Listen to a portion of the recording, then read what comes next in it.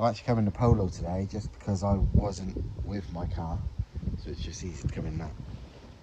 This is the VR6 Turbo one, which actually is sold. Not even advertised it yet, but it is already gone, paid for, and even better, it's staying here for a little bit because it's basically getting finished to the new owner's specs, which is exactly what we talked about previously. We said we could finish it to this current spec or not. I mean, the thing's not even mapped yet, but he's basically wants it to be a bit of a track weapon. We've got suspension upgrade, brake upgrade, interior upgrade, all sorts to do for him.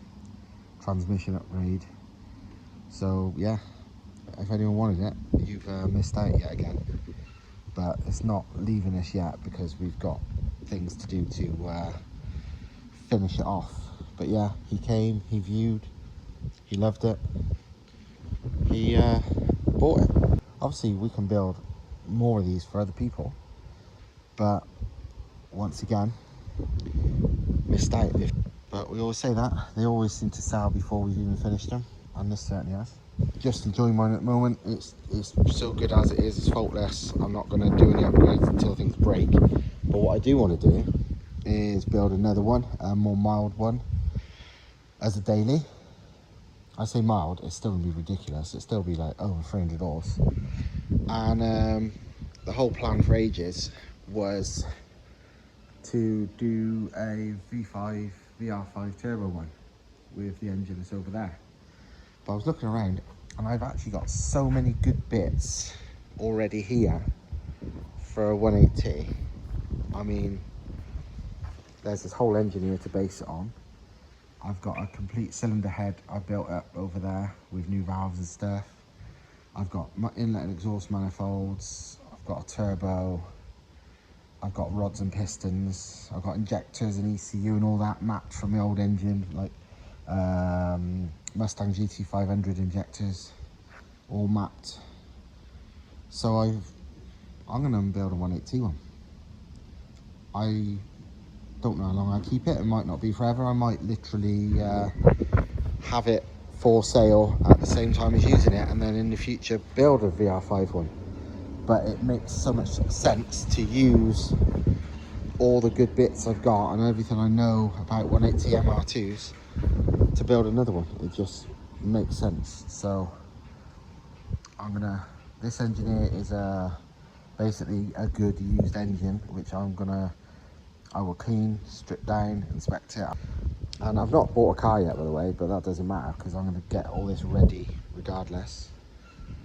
And should build a pretty awesome car in a pretty short space of time, because I've got so many bits that I've kept that, to be fair, have cost me a good bit of money over the years, but I've just kept them because they're too good to sell, because they'd be ideal for another build. So I think it's time to actually do that build. Well, as it's a nice warm day and I got a bit of free time, I'm going to start stripping this engine down. A lot of it you don't need. It's not a BAM. We always say just get a BAM, because it's the real reason to get a BAM is because it's easier. That's why we'd suggest it, because it's got the right manifolds, the right everything straight away, right gearbox. You don't have to. If you want to build it in bits, you can practically base it on anything.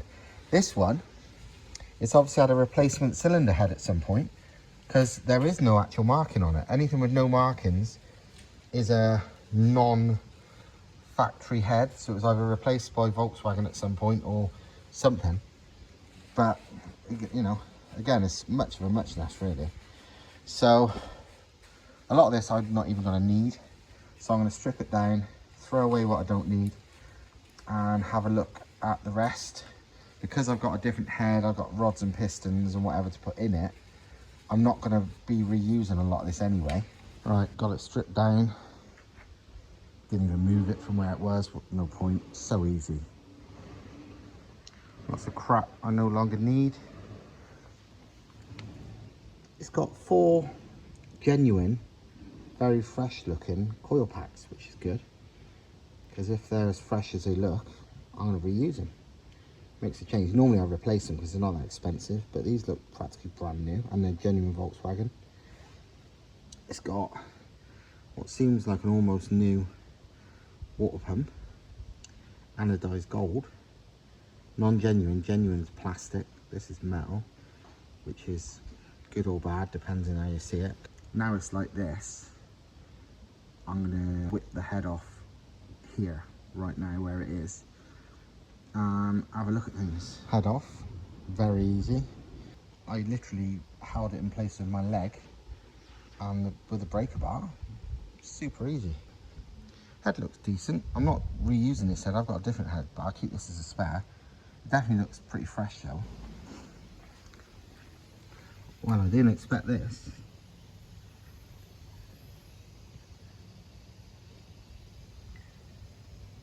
It's been very recently rebuilt. I don't know what pistons these are, I can only presume they're standard ones, I don't know. I want to take the engine apart and find out. Another good 180 thing is they don't weigh much. I haven't even bothering with the crane. I've lifted it onto there. I'm not no fucking power lifter, but I can lift it onto some tyres on my own with no effort, so that's high enough now to drain the oil. That's the oil drained, and the latest in my, I can't be bothered to pull it on an engine stand or on the crane, is to get the sump off. So I've just put it on its front, put a bit of tissue down to catch any drips, because obviously I've already drained the oil, so not much oil in there. And this should allow me to remove the sump without still needing to put it on a stand. Just because I'm feeling lazy, I can't be bothered. These engines are so easy. Well, I've got it all apart. And the pistons, weirdly, are, I can show you, genuine standard Marleys, but I've never seen them with the writing on it, so I can only presume, because they look very good condition, that these are like genuine replacements direct from Volkswagen Audi. I presume they was either going to be like uprated ones, but I doubted it, or like some crappy pattern part, but these are actual genuine Marley ones. But with that written on top, so I can only presume these are like I said, if you went to Volkswagen Audi and needed a rebuild, these are the ones they would supply you with. Pistons, the bearings are basically practically like new. So yeah, at some point in this engine's very, very recent history, it's had practically a whole new fucking engine. Crazy. Exactly what, I mean, for all I know, the whole engine is a replacement. But the head seems to be, these pistons seem to be. Very strange. Cool though, good, that's what I want. While I was sitting here for God knows how long in the corner and it's just a random engine out of a breaker, I mean literally paid £300 for the whole engine, including loom, ECU, gearbox, turbos, manifolds, everything. Yeah, it's fucking mint. It's really mint. Yeah, literally all this is taken, and look, it looks brand new, is some blue roll and brake cleaner, really. I've never seen anything like it. Like the valves, it's obviously brand new, because normally the valves, they get like a crusty coating on them, which basically you ain't even getting off of a wire wheel easily. On any engine that's ran for any amount of time, these, the only muck that was on them wiped off. It's absolutely mint. I'm pretty sure the whole cylinder head is a new replacement one, because there, where it normally would say AUM, AUQ, BAM, whatever, no marking, and that's basically a replacement one. So it's never been on a production car, so they can't say what engine it is. But yeah, it's mega tidy. Clearly had new valves, it's a complete new head. Even the studs on the exhaust thing are like fresh looking. I think the whole thing was, yeah, new. valves a lot. While I'm putting rods in this engine, I basically aren't going to do anything else because it's fucking, I'm just going to give it a good clean and service and, you know, check over, because it's absolutely fucking mint. Obviously new head gasket and bolts and stuff like that, but it's awesome. I've cleaned up and gave the cam cover a quick lick of paint, so it looks awesome. So happy with that. And now got to do the bottom end. But even the bottom end is mint. You can see it doesn't even need a hone. Like the cross hatching on the balls are like it's just been done. So this is gonna get, I'm gonna basically finish stripping it down, clean it to be mint, give it a coat of paint, put some rods in it. You know what, I'm probably not even going to use those pistons this time round, because I actually have another set that's just as good, like just as brand new, and they're already fitted to rods. So it'll probably be these different rods and pistons going in. But looking at these bearings even, they are like brand new. I'm pretty certain I'm going to reuse these bearings. I've not checked them all yet, but it's like they are new. So yeah, good times.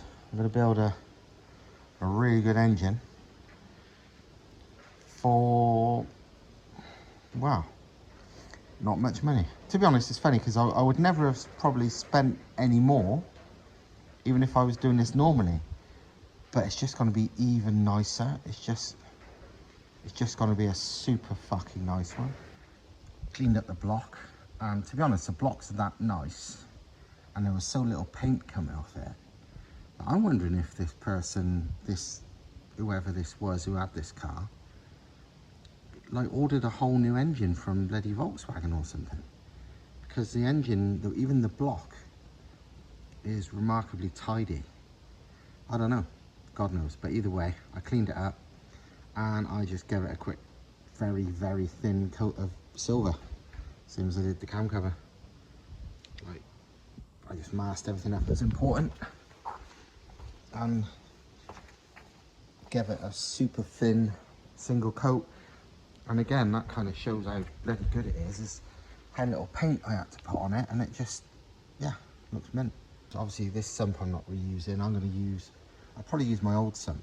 Obviously I've put the baffled sump on my main car. I'll probably use the old sump off that on this, because that's nice and clean, rather than bother cleaning that one up. I mean, I could clean that one up. It's not too bad, it's just, you know, cleaning sumps is no fun.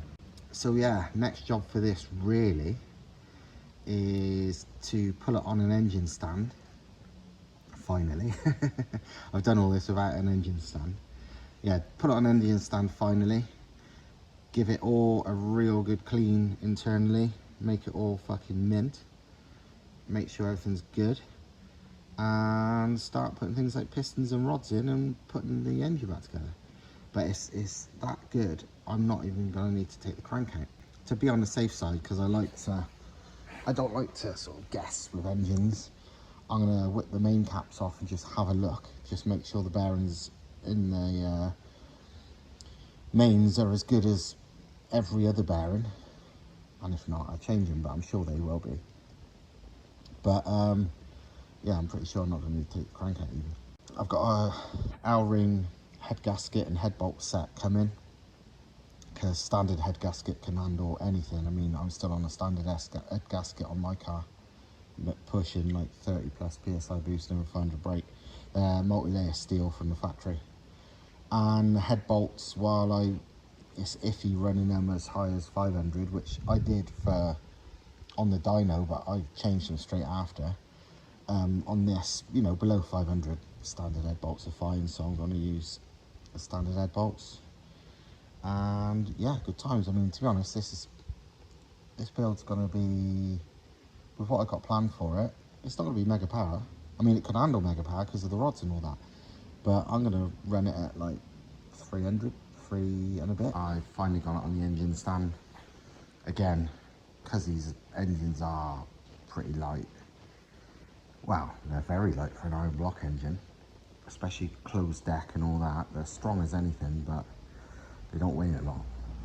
I would, considering the power people get out of these, for a weight to power ratio of an unmodified block, there must be right up in the top of the tree. But anyway, yeah, I've got it up on the engine stand, literally to just lift it there and put it myself, you know. That's the beauty of these things. Normally it's a two-man job on most engines.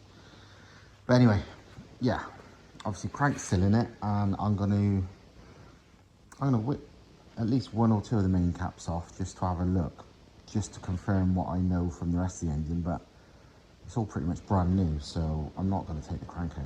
As long as these bearings are fine, which I think they'll be, all I'm going to do is give everything a mega good clean internally, spray out with brake cleaner, and then blow out with airline all the oil and waterways, and just get everything nice, and reassemble with some fancy rods, and we got me and engine as complete already.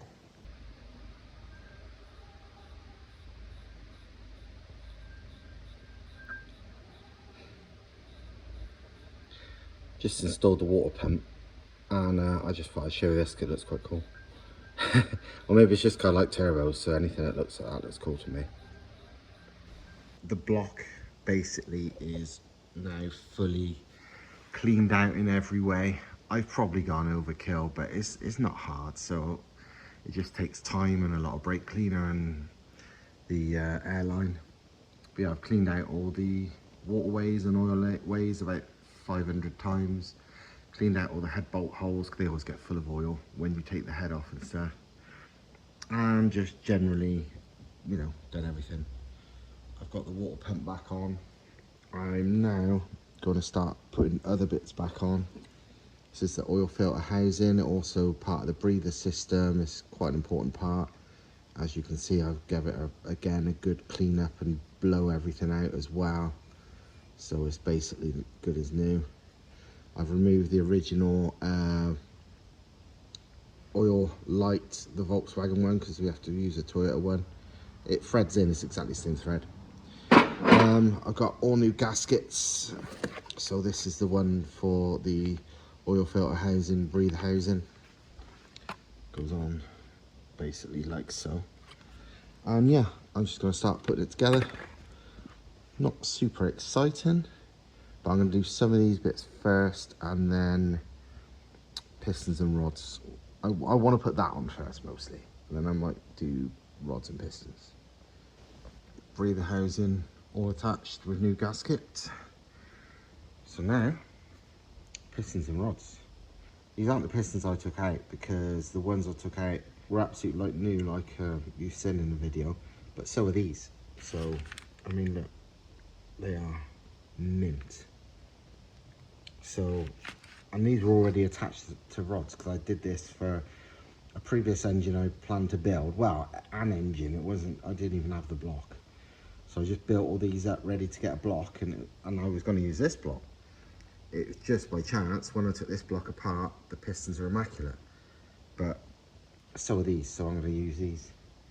So now, I've got probably the only job in this whole engine that can be a bit tricky, and that's just popping the pistons in. The only reason is because use a piston ring compressor to squeeze the rings in. You just got to be careful not to like whack it too hard and break a ring or something when getting them in. It's like, I've never done it, I've never broke it, but yeah, I can see how people do that. But apart from that, these engines are super easy. The second hardest thing probably is, I don't know, timing them up or something. Oh, I suppose doing the inlet valve springs is awkward, but it's not hard, it's just annoying. But I'm not doing that anyway, so I don't care, because they're fine. But yeah, I do like these engines because they are proper simple. You do not have to be some kind of fucking, you know, mechanical god to put one of these together. You just gotta not rush and use your common sense. Right, done 2 out of 4 pistons and rods so far, so I thought I'd show you roughly how to, or what I do to get them in. Basically, I make sure the bores and the pistons are well lubed up. Either some oil, oil's the easiest to be honest, or some assembly lube. I got a mix of both. I got a mix of some oil and some Lucas actual assembly lube. I mostly use the assembly lube not for this bit. I use it on the bearing faces, but you could use it on the walls if you like. It's mostly really to help this part, which I'll show you now, which is use a piston ring compressor. You can get ones that are a particular size, you know, for a particular bore, and that's better. But I just use this ancient old universal one and I still don't have any problems. Basically all this does is it tightens against the rings to push them in, and then when they're in and this is sort of flat on the face, I use the wooden end of a hammer to gently knock them in. Sometimes they go in one go, sometimes you end up lifting, you know, because basically you can tell, you know, you're being sort of firm but not whacking it, and if it don't just go in with some fairly normal firm but not hard taps, it ain't going in. So I just lift it back up, undo this a bit, re-tighten it, sometimes move it around just for luck, and in the end it goes in. Sometimes it'll go in all of them straight away, you know, like, so it will not go in at all, then suddenly do all 3 rings. Sometimes, like this one, it went in 1 ring, and then I had to loosen it and wiggle it about. Then it went in the 2nd ring, and then it went in the 3rd ring, and that was fine. But sometimes it just goes all the way in. But yeah, loosen this. Obviously get these facing roughly the right way. There's an arrow on those pistons that point to the cam belt, so that's easy enough to work that out. Although on 180s, because there's 5 valves, the actual valve cutout for the middle of the inlet, the middle inlet valve is there, so you just know it's on the inlet side. But anyway, so basically just tighten this up, and no magic, just got to see if it works. Nope. That might have went in 1 ring, but it certainly ain't gone in all 3. Let's have a look. Yeah, did the 1st ring, but not all 3. Usually though, you can just, without having to pull the piston out anymore, just go again, just loosen it, re-tighten it, try again. There you go, Shazam. So yeah, there you go, that time it took 2 goes. Like I said, it can take 1 go, 2 goes, 3 goes, or it might just take loads of fucking tries because it's just not working. But yeah, it's not a big deal. The only time you can do it wrong is if you don't realise it's not going in and start wailing on the fucking thing and snap a bloody piston ring. And that's your hard luck really. But you wouldn't do that unless you're stupid really, because you saw I didn't have to whack it hard. You just sort of firm taps and you can feel it. Do you know what I mean? So there's no magic to any of this. Basically, it's common sense and taking your time, being, you know, fairly methodical, and yeah, just not fucking up. I mean, I'm no super master engine builder, but as you probably have seen over time, my engines don't tend to break, and I certainly don't do the most expensive stuff, to say the least.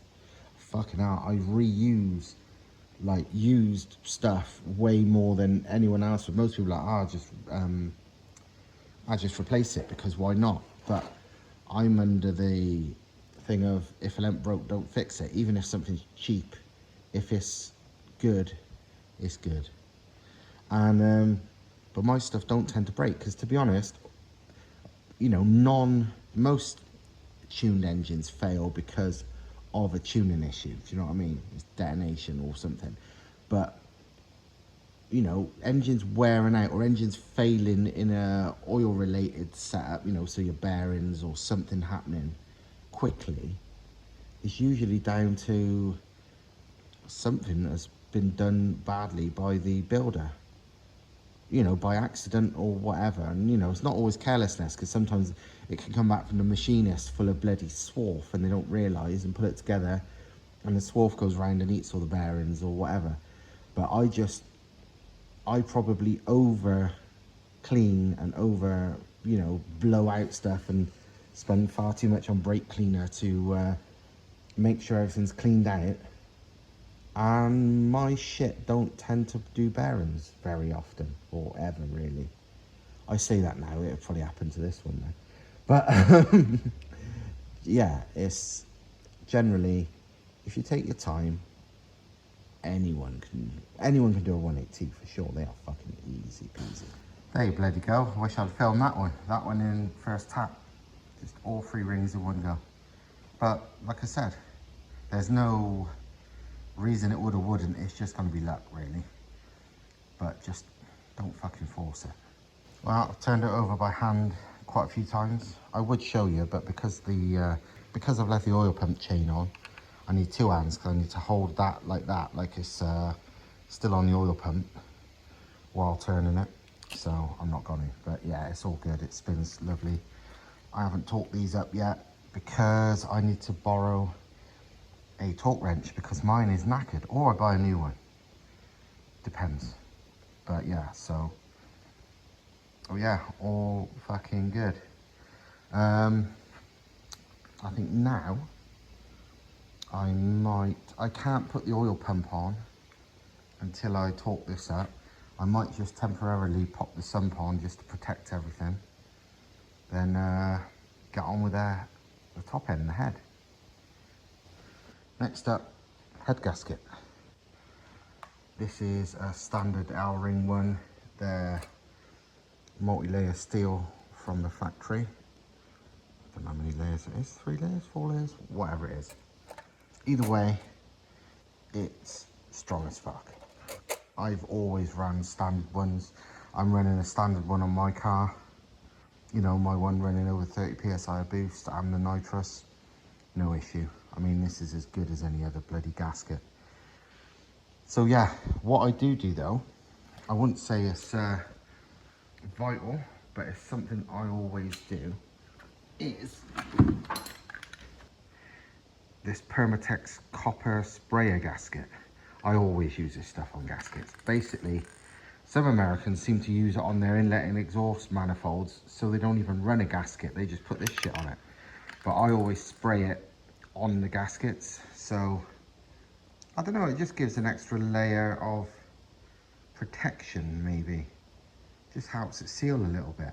I don't think it's, not so much from cylinder pressures, but potential oil and water leaks. I mean, the odds of it not being perfect anyway is not high, but this stuff will also help sort of take away any imperfections of the deck surfaces as well, you know, it'll fill them. And with a multi-layer steel gasket, that tends to be more, you know, about the most important thing. So I'm going to take this off now and hang it up somewhere and give it a little spray and then put it back on. I always get people saying, oh, you're running a copper head gasket, and you can see why, because that's what it looks like once I've sprayed it. But no, it's just this Permatex stuff, which is, you know, copper, and it sort of dries to like a sticky, kind of gluey, weird shit, basically. But hey, it seems to do me good. I do it on turbo gaskets, manifold gaskets, head gaskets. I never have anything blowing, so maybe it's luck. Maybe it's because this shit works, but yeah. The Americans seem to swear by it.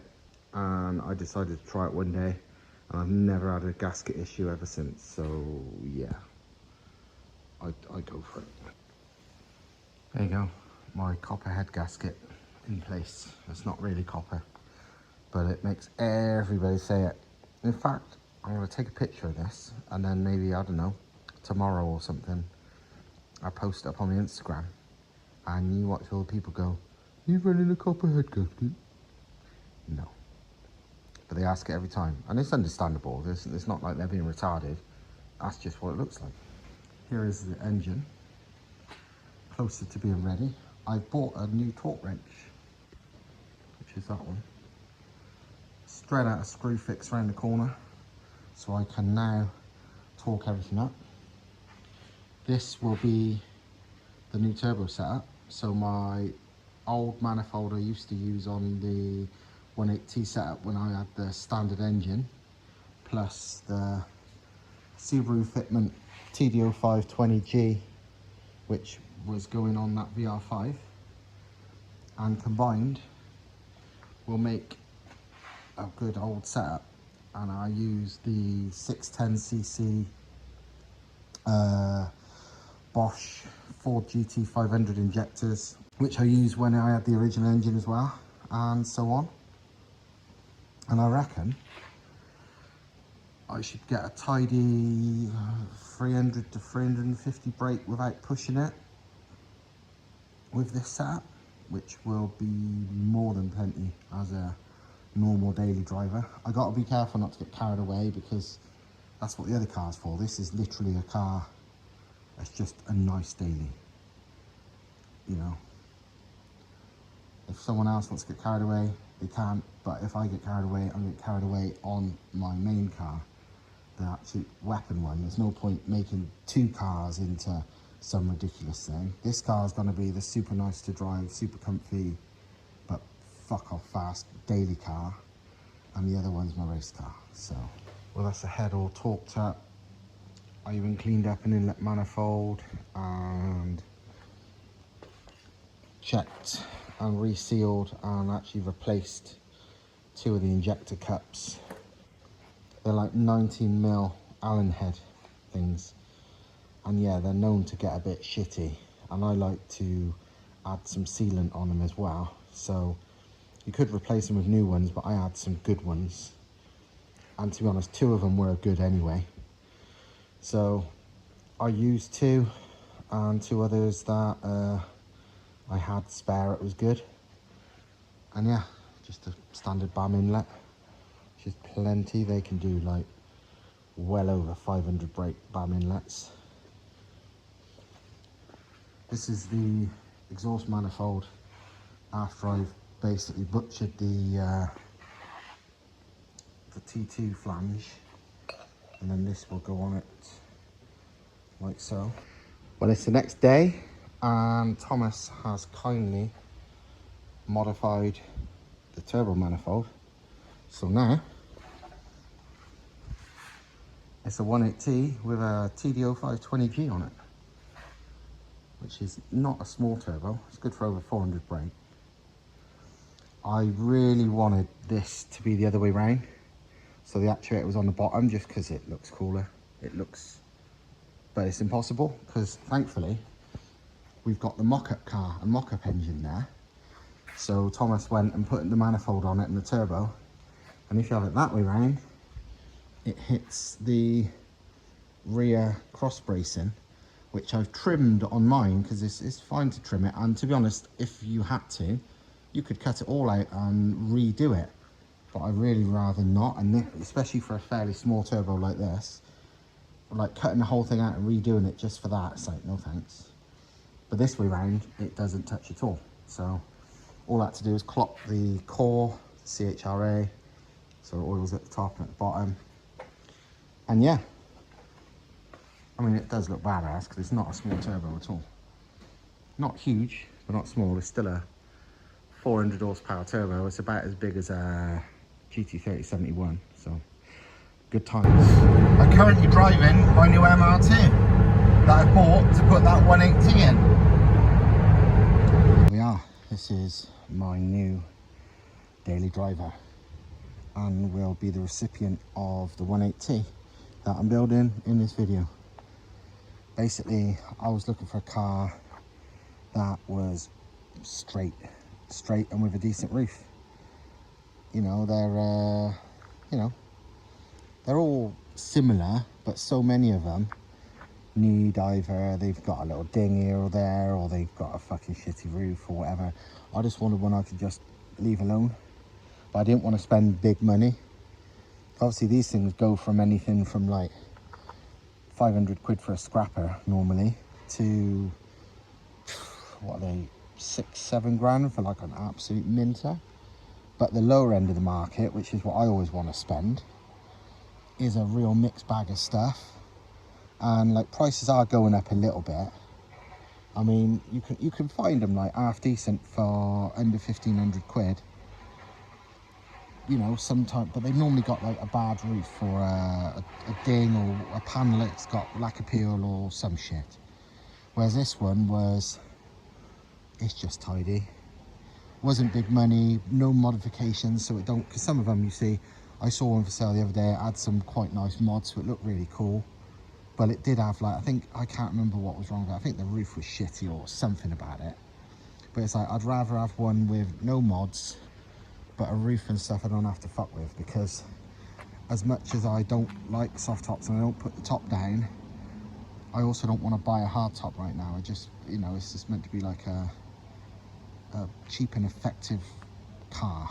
So yeah, I got this, and it's you know, I looked underneath it before I bought it, and like the subframe's solid, everything's solid. I mean, as you can see, it's very tidy, it's very straight. I mean, you know, it's not a perfect car, but it's fucking good. I mean, even on the inside, it's just like nice, tidy leather interior. You know, just the norm. Same under the bonnet and everything, very clean and tidy.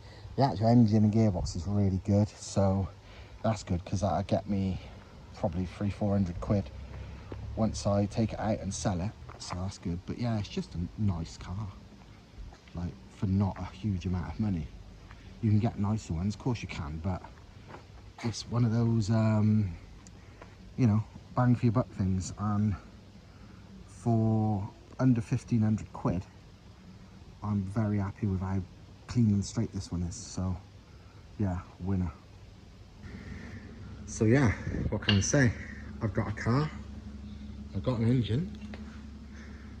Now I just need time to combine them both. So yeah, I hope you like this video, and I'll see you on the next one. Ta-da.